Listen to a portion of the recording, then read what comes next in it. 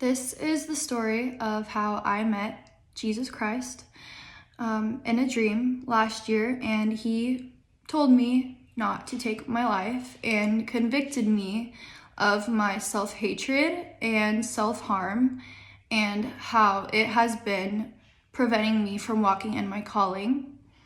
And I've been very hesitant to share the story because it feels a little embarrassing, but I know that I'm not the only person who he has this message for. I'm going to try not to cry telling this story, but I met Jesus, so I think it's a little important and I should probably share it. So this was the night of July 18th, so happened, between the 17th and the 18th of July. And I believe this was not my imagination, and it was Jesus, not just because of how vivid it was, but because when I woke up, my Bible was open to Ecclesiastes 7:17 through 19, which is the same number as July 17th, going into July 18th. And the verse just so happened to be repeating what I was told in the dream. And you'll just have to take my word for it when I say my Bible was not open to this page before I fell asleep. I did not read it and then had a dream about it. I had a dream and then I woke up and my Bible was repeating what I saw in the dream because I believe God wanted me to know that was not my imagination and that was a message from him.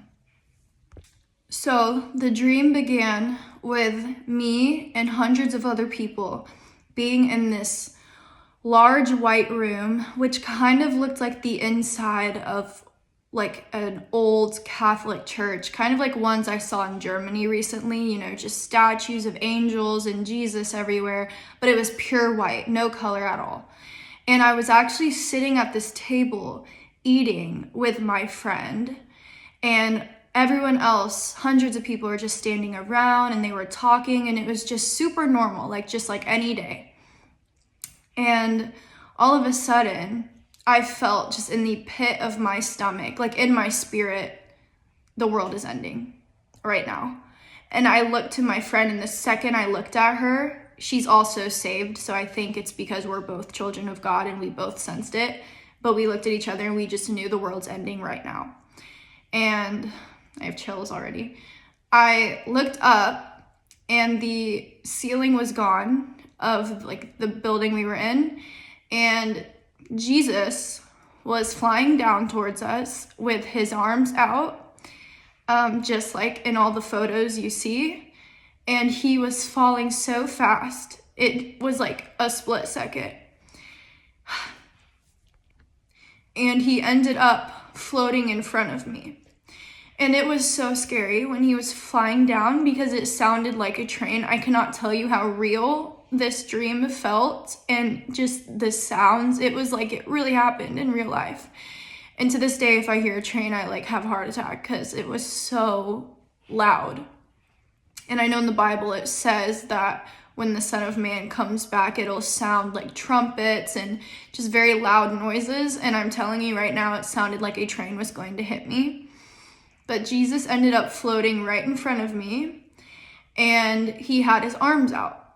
And he was not looking at me. He was not looking at anyone.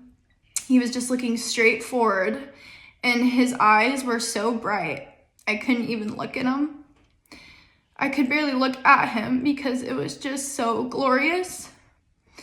But everyone in the room was screaming. And this part kind of disturbed me because you could tell, I could differentiate how some screams were screams of worship, like he's back, it was true, he's real, and he's here to save us. But then there were screams of horror, almost, of people who weren't saved, and they were like, oh no, we all were acknowledging he's real, but they were thinking, oh no, he's real, and they are not saved, they didn't believe it.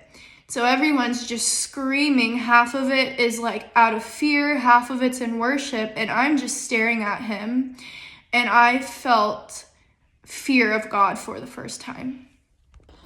And the first thing I tried to do is repent, because the night before I fell asleep, I was crying in my bed, and I've always suffered from depression and self-hatred, but the night before specifically, I had told God, I want to die. I don't want to be here anymore. And for the first time in my life, I self-harmed. And I'm not proud to say that. That's part of why I've been so hesitant to tell this story, because it's kind of embarrassing. It makes you feel weak. But I self-harmed the night before. And in my dream, when he's standing in front of me, the first thing I do is put my hand on where I self-harmed. And I tried to repent. And when I tried to tell him, I was trying to say, like, I love you, please forgive me, no words would come out. It was like my mouth was just like moving, but no words would come out, and he was not looking. And I don't know how to describe his face. It wasn't anger, but he did not look happy. And I remember thinking, he's not letting me repent, and I was scared, like I was going to go to hell, because everyone else was able to worship, but for some reason, I could not speak. And the next thing that happened was everyone had stopped making noise, and everyone, including me, started in sync to pray. And I don't remember exactly what we were saying, but we were all together, almost like we were in sync. We're repeating worship. We were worshiping him. And the next thing I know, and this is where it sounds a little odd, but this was a very personal, symbolic dream for me. I don't even think it was necessarily an end times dream, although I believe with my entire heart Jesus is coming back in my lifetime. I'm 26, and I really do believe he's coming back, which is why I think he gave me this dream, because we do not have time to waste. We do not have time to be prideful, which includes insecurities, and to hate ourselves and to avoid walking in our calling. We don't have time, because people need to get saved now before he comes back, and that's up to us to go and spread the word, and we can't spread the word if we hate ourselves and stay silent. But the next thing that happened was I was on my hands and knees, and there was this woman who I believe was an angel, and she was guiding me and a few other people in this prayer, and we were crawling like babies, but very, very slowly. And I kept repeating, God chose me, I'm not a loser. And again, I know that sounds really odd, but when I tell you that I have such deep self-hatred for myself, I'm sorry, I keep crying, but I specifically have called myself a loser ever since I was little. And I mean looking in the mirror and just telling myself, you're such a loser. And all day long, every day, comparing myself to people my age and constantly thinking like, you're such a loser. And I don't even mean it in like a mean word way, but I mean literally like, you lose at life. Everyone is successful and so gifted and talented, but you are just so useless. And I know the reason that I struggle so bad with self-hatred is because growing up, I was very emotionally and verbally abused by somebody. And I was told every day since I was little that I'm worthless and stupid, ugly, and useless, and even they would say they wish I wasn't born. They wish I was aborted. They wish that I would kill myself. And you hear that as a child every day, and you internalize it and make it your identity. So I have hated myself for a very long time. And I specifically would be told that I'm a loser. And I also was bullied really bad in school. And so I quite literally told myself all the time and identified with the word loser. And so here I was crawling on my hands and knees and repeating, I couldn't even stop it if I wanted to, God chose me, I'm not a loser. And so when I woke up, I knew that this was not this condemning dream of Jesus trying to scare me. I knew it wasn't the enemy disguising himself as an angel of light trying to shame me. I knew this was a personal warning, but a loving warning from God that I need to stop with the self-hatred and with the self-harming and the threatening to take my life, because God has chosen me, and I don't know for what, and I don't know why, and I don't know if I'll ever truly love myself the way he loves me, but I do know that he does not want me to hate myself. And he told me in this dream, I chose you, and you are not the loser that you have thought you are your entire life. And so when I woke up, my Bible was open up at the end of my bed already to Ecclesiastes 7:17 through 7:18. And it says, "Be not overly wicked, neither be a fool. Why should you die before your time? It is good that you should take hold of this, and from that withhold not your hand, for the one who fears God shall come out from both of them." And so this is the page. Sorry, I just cried. But right here it mentions this can lead to self-destruction. And I knew reading that note that this was referring to self-harm, which I began to struggle with even after this dream, which I'm not proud of.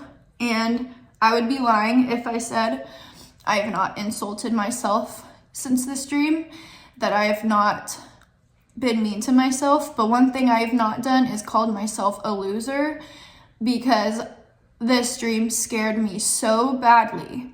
And when your Father in heaven tells you that you're not a loser, you just can't even call yourself it ever again. On the page next to this one, it talks about those who fear God. And when I tell you this entire dream, I felt fear in reverence of God. I'm not kidding. And also on the previous page, it says, fear God. And so that was the dream. I hope that God has this reach someone who they are also struggling with those things, because it is not just simply a message for me. God does not want any of his children to believe that despite having air in their lungs and a heartbeat in their chest, that they deserve to die, or that they are losers, or that they have no purpose, because the enemy wants you to believe that. Because if you do, you will never walk in the calling God has for you, and you will never be able to tell people about Jesus, because that's what the enemy wants. And I believe with all of my heart, and I'm telling you, we are in the end times, and Jesus is coming back. I will be bold and say that I believe Jesus is coming back in my lifetime, if not any day now.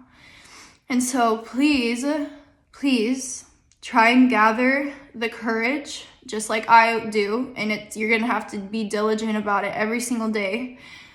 But do not identify with the lies of the enemy, and don't even identify with what you think about yourself. Know what God says of you. You are chosen for such a time as this, and there are people who need to hear about Jesus through you. God has made you to speak to people, to sing to people. We all have a gift. I don't know what yours is, but do not hide it because of insecurities and self-hatred, because we quite literally cannot afford to, not in these end times. And before I end this, I just wanted to say that this story, I don't know how many people it will reach on here. And I was really nervous to post it on here because there's a lot younger people around my age, and for some reason that feels more embarrassing. But I posted this on YouTube out of obedience back in September of last year, and it now has over 75,000 views, and I got 2,000 subscribers in under a month. So you might think you are not chosen, and no one cares about what you have to say, but I am proof, as a girl who is invisible her whole life, that Jesus proved I have something that needs to be heard, and you do too.